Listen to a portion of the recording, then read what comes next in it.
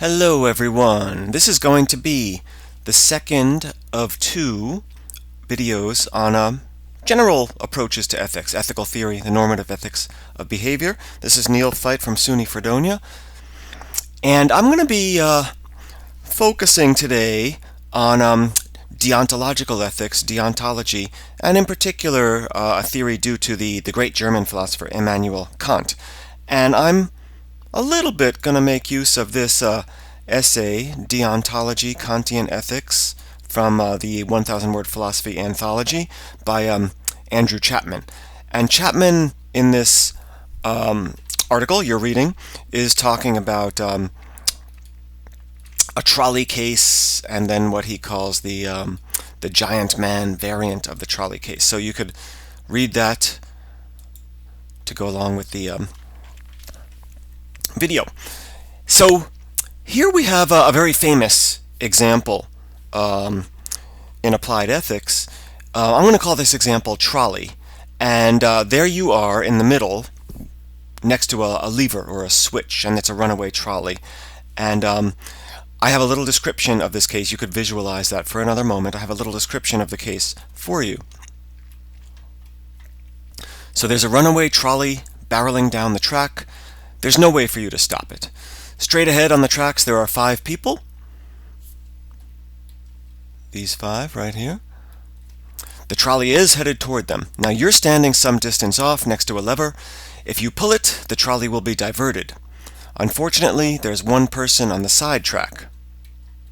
Oops, there's this person, lower side track.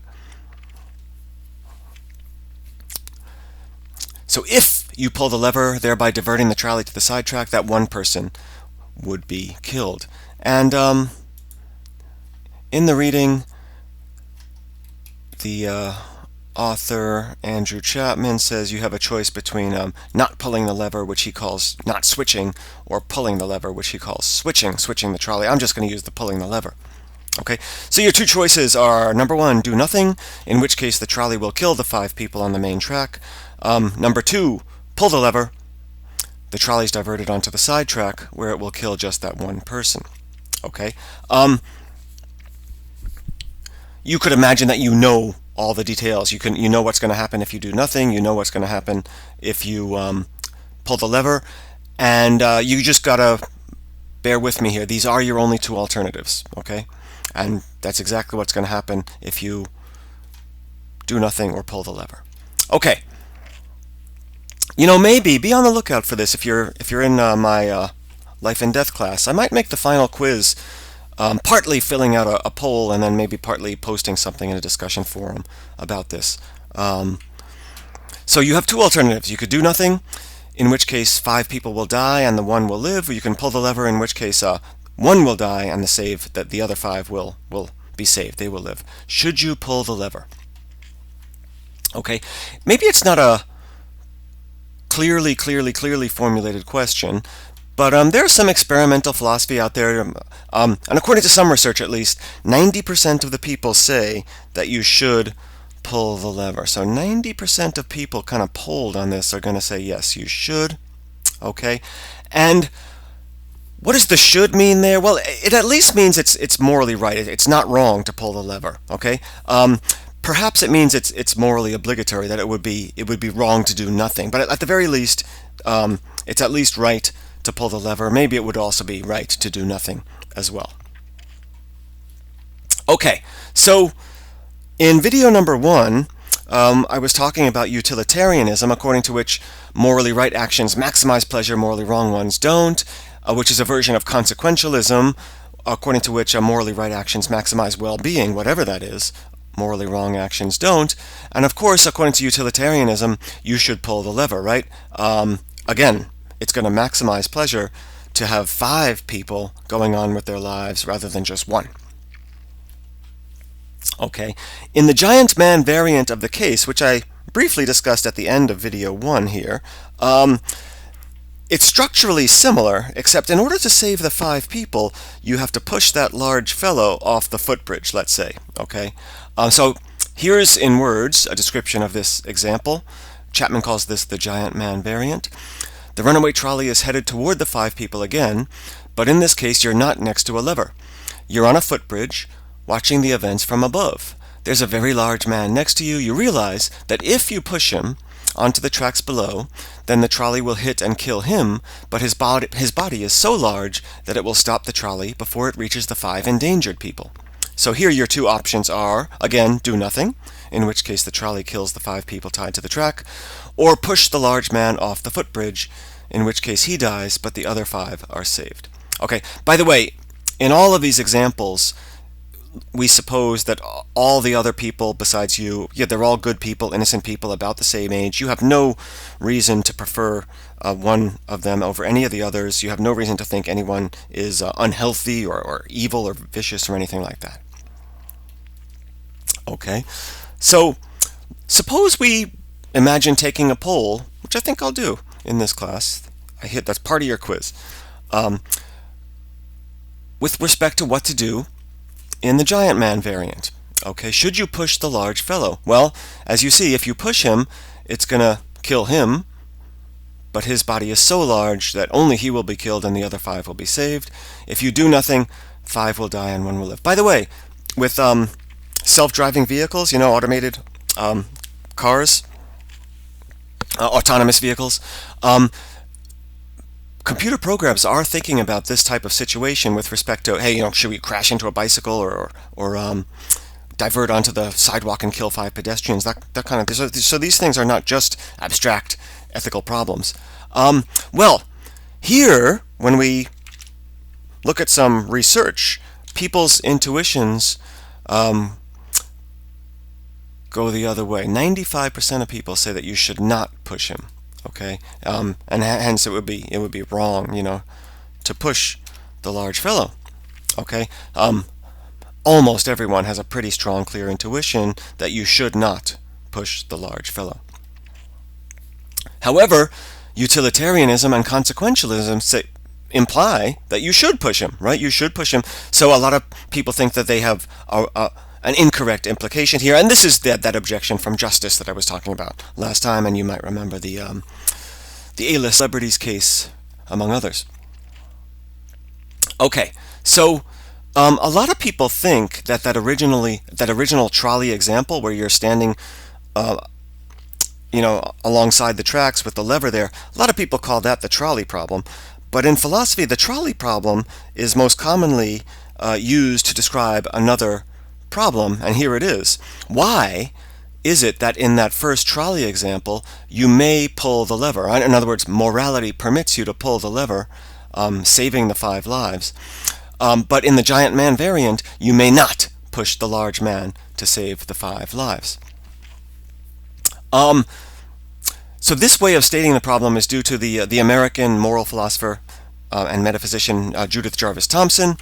And we might have a little bit of a look at her when we talk about abortion next week in our class. And if you agree with the presumption behind the question here, in other words, that it is morally okay to pull the lever in the original trolley case, but not to push the giant man, then the problem arises. For this widely shared view that the two cases do differ morally, despite their structural similarity in that, one lives and 5 die, or 5 live and 1 dies. Okay, I'll be really quick here. Of course, utilitarianism treats both examples in the same way. You can kill 1 to save 5, or you could let the 5 die. So utilitarianism implies that you should pull the lever in trolley and you should push the giant man. Okay, so these are both acts that will maximize pleasure. So a lot of people think that thinking about these cases is one important kind of objection to utilitarianism. And of course,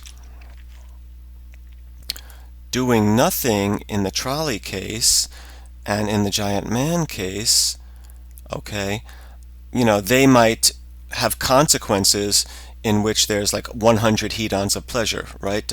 Maybe for the person who is saved, right? But in the trolley case, if you pull the lever, 5 people are going to be saved, and in the giant man variant, if you push the giant man, 5 people are going to be saved. So the maximizing action, the action that maximizes pleasure, some people think of this as maximizing hedonic utility, in each case is going to be the pushing, or pulling the lever or pushing the man. So utilitarianism treats the cases exactly the same. Okay, so the idea that we should not treat the cases as morally the same is an idea that's accepted by what we're going to call deontological ethics. So we could think of it, sometimes we just say deontology or deontological ethics as the denial of any form of consequentialism. So the idea is that more than consequences matter. So according to deontology, factors besides the value of an action's consequences are relevant to deciding whether the action is right or wrong. And there's many different kinds of deontology, and we're going to look at one of them more closely, although I'll sketch another couple of perspectives later on. I don't know how many of you have heard of Immanuel Kant, but here's a very brief biological sketch next to a portrait of him. Widely regarded as one of history's greatest philosophers, as much in epistemology and metaphysics as in ethical philosophy. But we're going to talk about some of his ideas today from the Groundwork of Metaphysics of Morals, a book that he wrote. Kant is famous for his fundamental principle of morality that he calls the categorical imperative. Okay, and any time you have a moral obligation, maybe you have a moral obligation to, I don't know, send someone a thank you note of some kind. According to Kant, it's always going to come from this fundamental moral principle, the categorical imperative. It's called categorical because no matter what you want out of life, no matter what you desire, it is binding upon you. You can't opt out of it. Kant gave two formulations of the categorical imperative. He said that they were equivalent, different ways of saying the same thing, although that is extremely controversial to say the least. His first version had to do with the reason behind your action, which he called a maxim. And he said that in order to do the right thing, your maxim has to be capable of being sort of willed by you to be a universal law. Okay, I'm not going to talk about that. The second version of his categorical imperative is based around the idea that people are ends in themselves, not just means to our ends, but ends in themselves who must be treated in a way that respects their dignity and rationality, their kind of intrinsic value in some sense as human beings. And here it is in a very common translation. Here's the categorical imperative. Kant is telling you to act in such a way that you treat humanity, whether in your own person or in the person of any other, never merely as a means to an end, but always at the same time as an end. So what Kant is saying here is, don't treat yourself or any other person merely as a means to an end, but always treat people at the same time as ends in themselves. And this word here, merely, really is important. The idea here is we are acting wrongly if we treat people merely as ends. As means, merely as means. We can treat people as means as long as we're also treating them as ends in themselves. So as long as we're not treating them merely as means to an end. So you are using me right now as a means to an end, the end being your education. I can use you as a means to an end. One of my ends, one of my goals may be a paycheck. Okay, we use each other as means all the time. Anytime you ever get a ride from someone or have someone do you a favor, we can hardly avoid this. But what we are to avoid, according to Kant, is using people merely as means to an end. It will be useful to state Kant's view as a moral theory, and let's call this Kantian Deontology. Okay, I might ask you to find this theory at some point. An action is right, according to this theory, if in doing it the agent does not treat anybody merely as a means. Otherwise it's wrong. Okay, you want to do the right thing? According to this theory, don't treat anybody, including yourself, merely as a means. You want to do the wrong thing? Treat someone merely as a means. The right here means morally right, okay? So I didn't want to type that again. This is not legal philosophy, this is moral philosophy.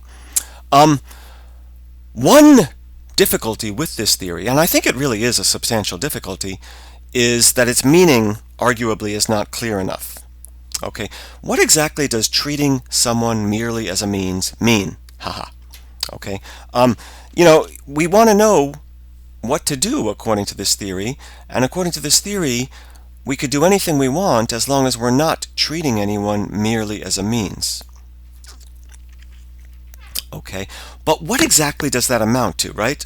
Does it let your boss at McDonald's pay you, $8 an hour?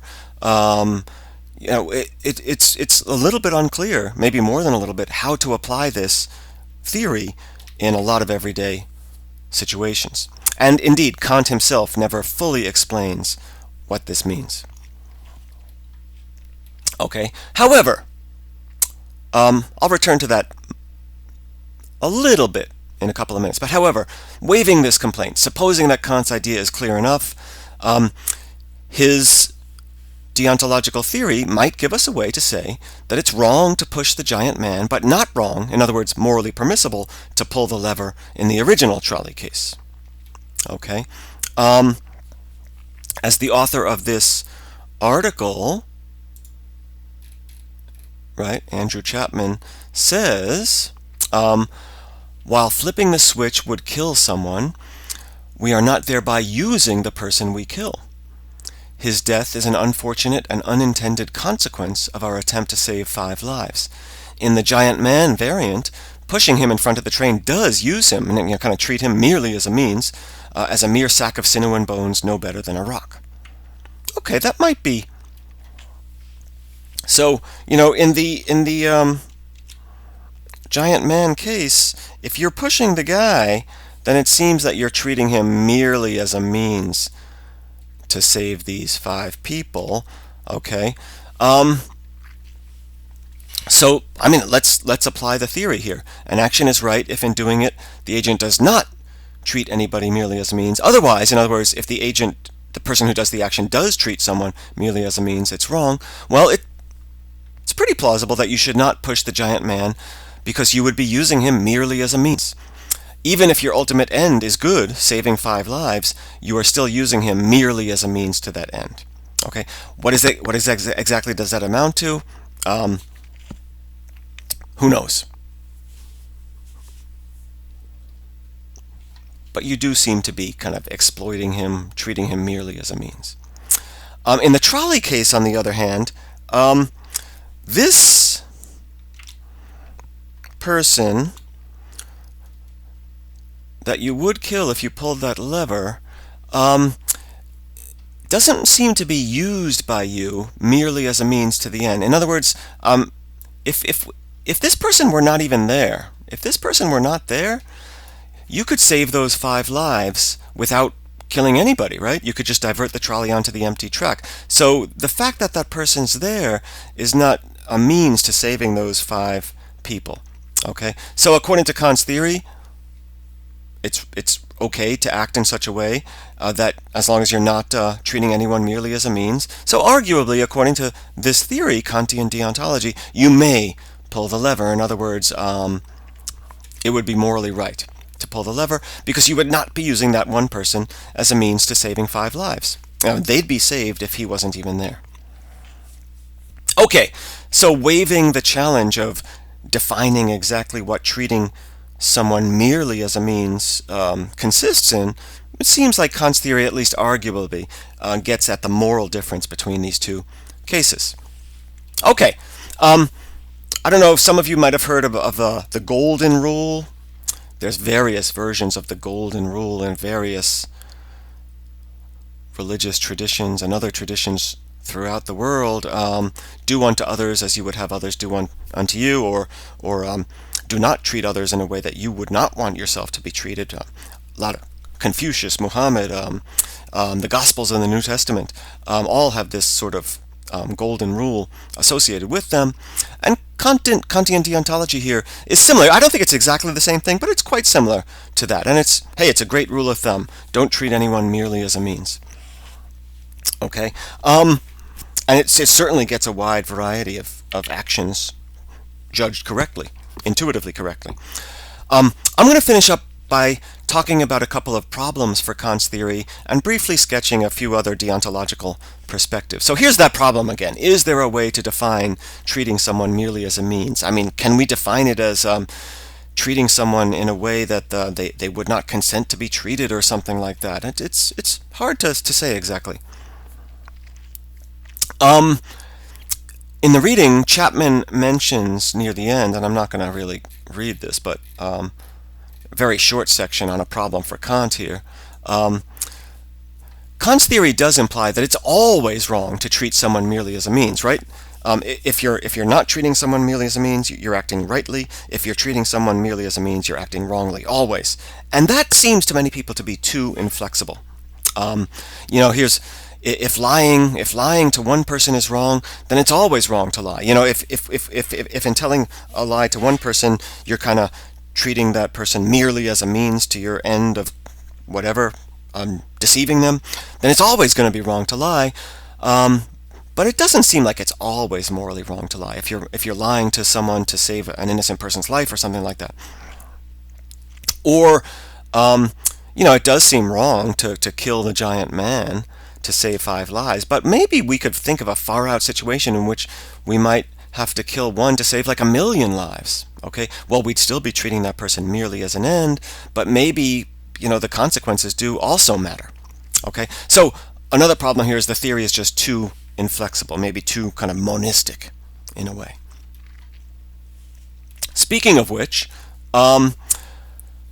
despite their differences, Kant's theory, Kantian Deontology, and utilitarianism do have something in common. Only one factor makes an act right or wrong.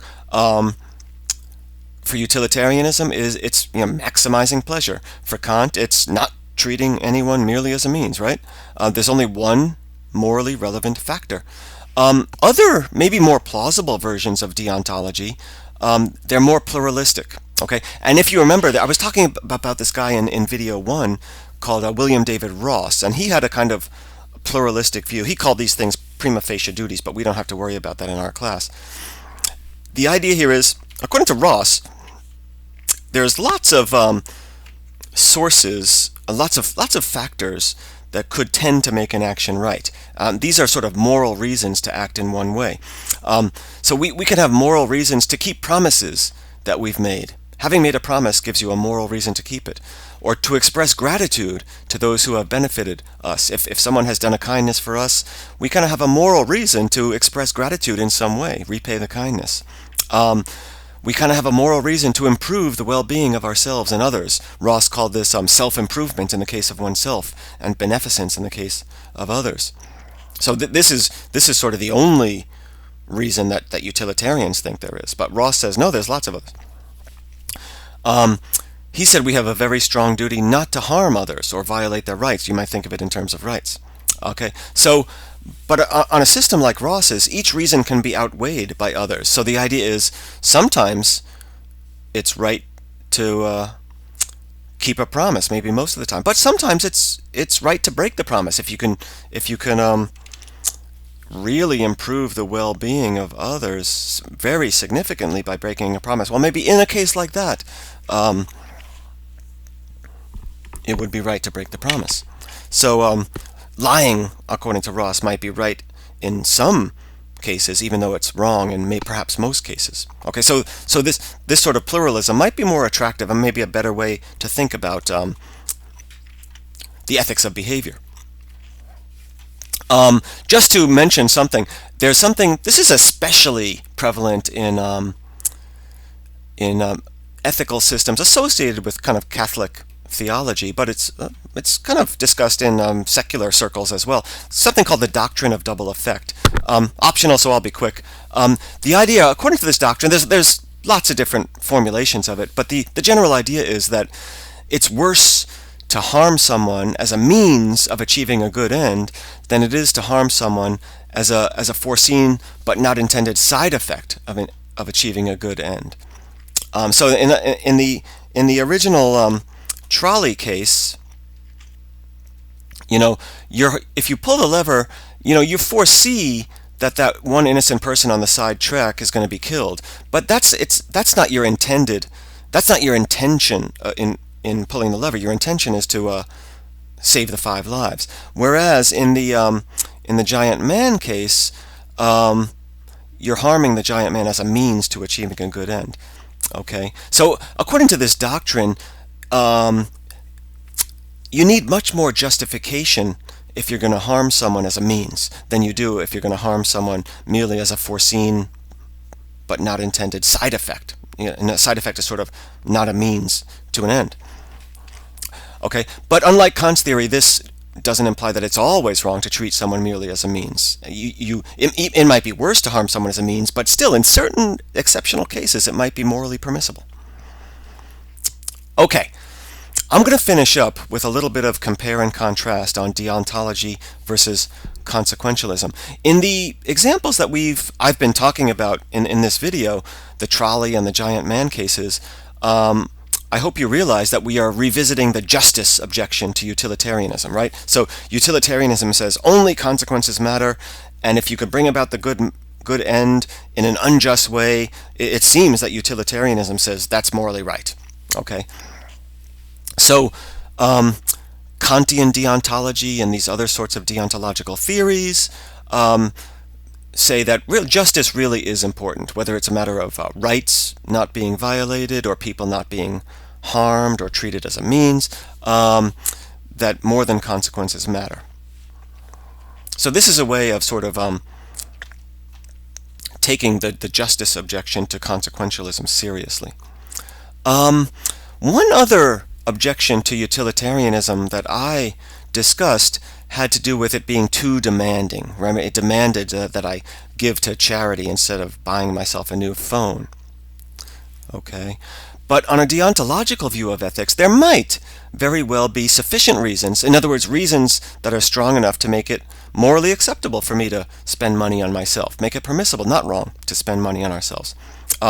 Maybe this might have to do with our own well-being, and maybe the well-being of our families. Maybe in some sense we're allowed to give greater weight to people who are close to us than to strangers. Or a lot of people think of it in terms of rights. Maybe we have property rights over our own money which others do not have, and that makes it acceptable for us, at least in a large variety of circumstances, to spend money on ourselves rather than give it away to charity. Of course, there might be cases on a deontological view where it's wrong not to give. So maybe you really do have a moral obligation to give some money away, but not to give all your money away, or not to give away so much that you yourself would be reduced to as bad a state of suffering as those who you would help. So there, a deontologist can say, well, you're allowed to spend money on yourself. It's right in many different cases, but it would be wrong to do that in all cases. So there might be cases where it's wrong not to give some money away. Okay. Finally, another objection had to do with promises, and I hope you remember the promises objection to utilitarianism. According to utilitarianism, it's going to be right to break a promise if you could maximize pleasure by doing so, always. Okay? But on a deontological view, the fact that you made a promise can give you a very strong reason to keep it, even if breaking it would produce a little bit more pleasure than keeping it. Okay, so in this case, if breaking a promise is going to produce just a little more pleasure than keeping it, breaking it would be wrong, because the fact that you made a promise gives you a strong moral reason to keep it. Of course, again, there might be cases where keeping a promise is wrong if the good that you can do by breaking it is so substantial relative to the fact of your keeping a promise. Okay, so this ends my spiel on deontology or deontological ethics, especially focusing on Kantian deontology. We are going to look at, I'm hoping we'll look at 2 more issues if you're in my class. One having to do with the morality of abortion, and one having to do with self-defense and the morality of war. Just war. We'll probably not go into that one too deeply. But we're going to take a look at the ethics of abortion next time. I'm going to have this article for you to read. This is from the same anthology online, The Ethics of Abortion in 1,000-Word Philosophy. And the author there, Nathan Nobis, has a nice group of videos which I'm going to have you watch. And I will probably make one of my own, just sort of guiding you on which arguments I would like you to focus on. So that's a little bit of a look ahead. We're going to sort of apply some of this general ethical theoretical knowledge to this particular practical ethics or applied ethics problem involving the ethics of abortion.